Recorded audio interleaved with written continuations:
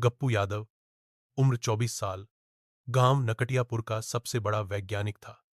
उसने 10वीं क्लास 2 बार की थी और हर बार मैथ में फेल होने के बाद दावा करता था आइंस्टीन भी फेल हुआ था।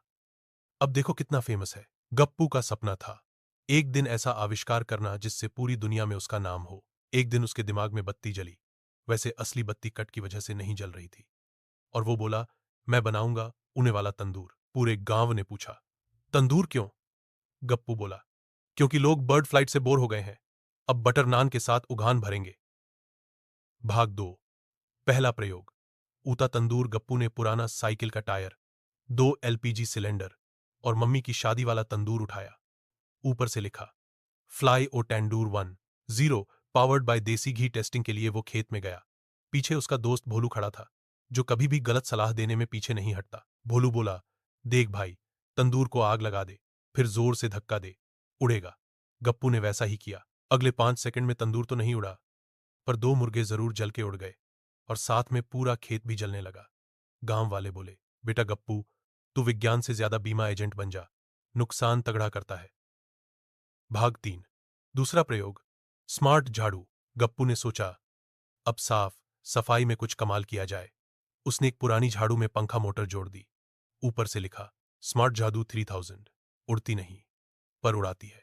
जब उसने स्विच ऑन किया, झाड़ू इतनी तेज घूमी कि सीधा छत पर लगी अम्मा की तुलसी का गमला गिर गया। अम्मा चिल्लाईं, ए गप्पू, तू वैज्ञानिक नहीं, तोड़फोड़ विभाग से आया है क्या? गप्पू बोला, अम्मा, ये क्लीन इंडिया मिशन में मेरा योगदान है। भाग 4, तीसरा प्रयोग। बोलने वाला तकिया। अब की बार गप्पू ने मामा जी को इंप्रेस करने की ठानी। मामा जी हर समय टीवी देखते रहते थे। गप्पू ने एक तकिए में चिप लगाई जो टीवी के वॉल्यूम से कंट्रोल होता था। नाम रखा, बोलता तकिया। सोते समय बोले, उठते समय रोए। जैसे ही मामा ने सिर रखा, तकिया बोला, कृपया चैनल बदलिए, यह बकवास है। मामा जी चौंक गए। कौन बोल रहा बे? तकिया फिर बोला, आपको देखने से बेहतर है मैं तकिए में ही दबा रहूं। गप्पू की पिटाई उसी तकिए से हुई। भाग 5, गप्पू की महान खोज। Silent horn. गप्पू को शहर में बहुत हॉर्न की आवाजें परेशान करती थीं। उसने एक दिन नया हॉर्न बनाया। साइलेंट हॉर्न, सुनाई न दे पर महसूस हो। पूरे मोहल्ले में टेस्टिंग हुई। हॉर्न दबाने पर सिर्फ हवा निकली, फूं। लोग बोले, ये तो उल्टा ऑटो के पंखे जैसा है। गप्पू बोला, कम से कम नॉइज पोल्यूशन तो नहीं फैलाया। एक आदमी बोला, बिल्कुल नहीं, लेकिन ट्रक ने तुम्हारी साइकिल जरूर फैला दी। भाग 6, इंटरव्यू और वायरल वीडियो। एक दिन लोकल न्यूज चैनल ने गप्पू का इंटरव्यू लिया। रिपोर्टर ने पूछा, आपके आविष्कारों में सबसे अनोखा क्या है? गप्पू बोला, मैंने टाइम मशीन बनाई है, पीछे बैठो, फटाफट तुम्हें कल ले जाऊंगा।